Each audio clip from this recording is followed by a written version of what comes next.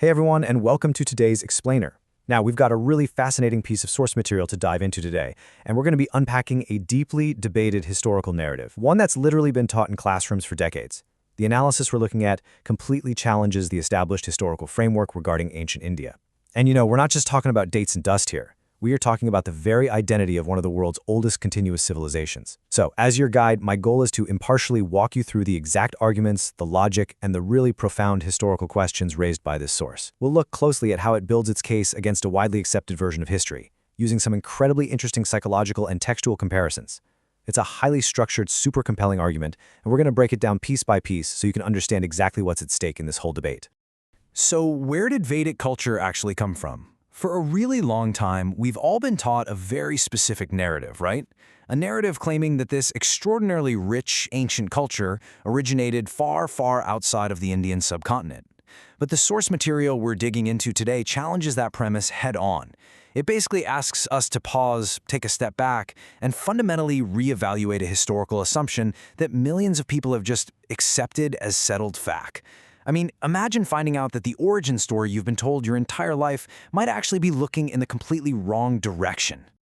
All right, let's start with Section 1, the traditional Aryan theory. Let's walk through the historical timeline provided by our source. According to the analysis, for decades, the standard curriculum taught us that Vedic culture was imported. The claim was always that it came from the outside, specifically from Eastern Europe and the Central Asian steppes. During the era of British rule, historians coined a very specific, honestly pretty aggressive term for this, the Aryan Invasion Theory. They painted this incredibly vivid picture of outsiders forcefully entering the Indian subcontinent on chariots, totally conquering the local inhabitants. But here's the massive pivot the source brings to our attention. Imagine a full 100 years of top-level archaeological research following this claim, a century of digging, desperately searching for the aftermath of this massive civilization-altering invasion, only to find absolutely no physical proof. No destroyed cities, no mass graves, no trail of a sudden violent cultural replacement, nothing. And when the Earth itself failed to provide the evidence, well, the established historical narrative had to urgently change its tune. Notice the pivot in terminology here. Because the dirt and the artifacts simply didn't support a dramatic invasion, the historical establishment quietly moved the goalposts. They transitioned to calling it the Aryan Migration Theory. So instead of a violent conquest, it was now framed as this gradual movement of people over time. The source suggests this little linguistic sleight of hand is actually our first major clue that the original framework was built heavily on assumptions rather than hard physical evidence. When the grand theory of an invasion basically crumbled under the weight of archaeological silence, the narrative was softened to a migration just to keep the core idea alive, the idea that the culture absolutely had to have come from the outside. Moving right along to Section 2, Flaws in the Migration Theory.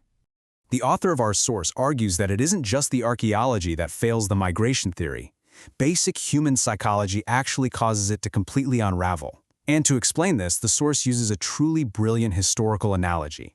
It points out that any invader or migrant, when they pack up their entire lives and arrive in a totally new, unfamiliar place, they naturally miss their homeland. It's just a fundamental, inescapable human trait to feel nostalgia for the place you were born, right? The analysis brings up the very real example of Babur, the founder of the Mughal Empire. Now, Babur successfully conquered and ruled India, establishing a massive, wealthy empire.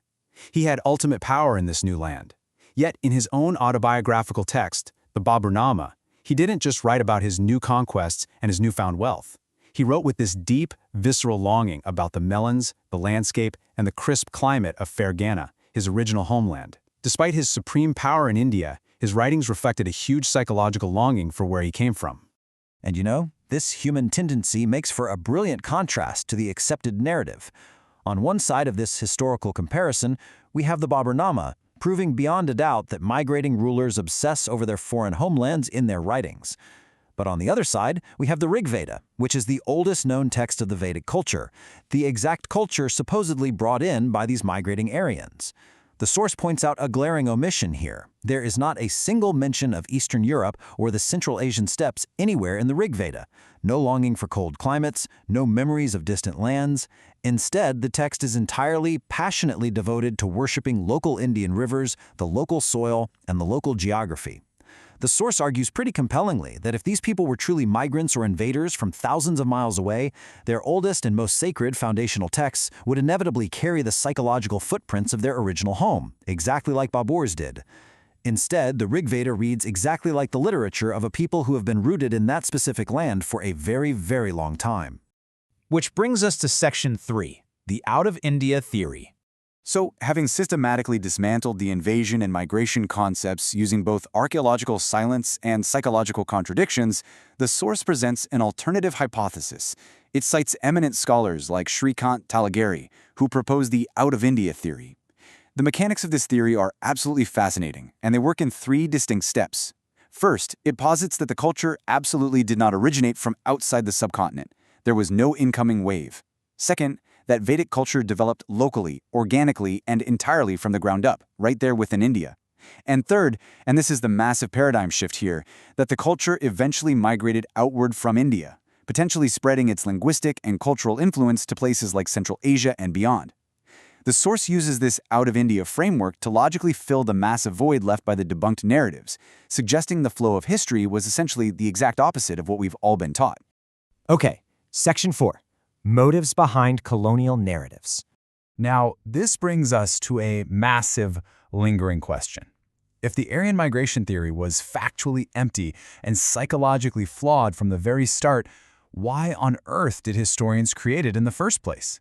What was the underlying purpose of sinking so much time and academic weight into teaching this specific version of history to the entire world? Well, the source answers its own question by looking deeply into the geopolitical motives of the time, specifically pointing to prominent colonial-era scholars like Max Muller. According to the analysis, the motive wasn't exactly about seeking pure historical truth, it was actually quite simple and entirely psychological. It was about justifying colonial rule over a massive ancient civilization. The source argues that British historians actively crafted and promoted this narrative to convince the Indian populace that their land had always fundamentally been ruled by outsiders. By establishing a historical precedent that the very foundational culture of India was built by foreign invaders and migrants, it subtly legitimized the British Empire. It framed the British not as an unnatural occupying force, but simply as the newest wave of outside rulers in a long, unbroken historical tradition. It was, according to the source, an absolute masterclass in psychological conditioning through history. And finally, Section 5, time for a new history. The explainer wraps up its analysis with this exact, really provocative thought from the source. Is it time we write our own history books?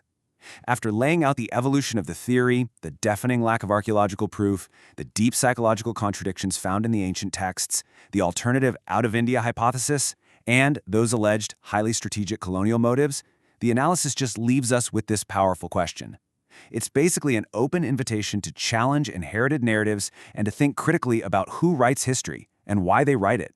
Because if our understanding of the past was shaped by the political motives and colonial ambitions of a bygone era, we really have to ask ourselves, what else in our history books might be due for a complete rewrite?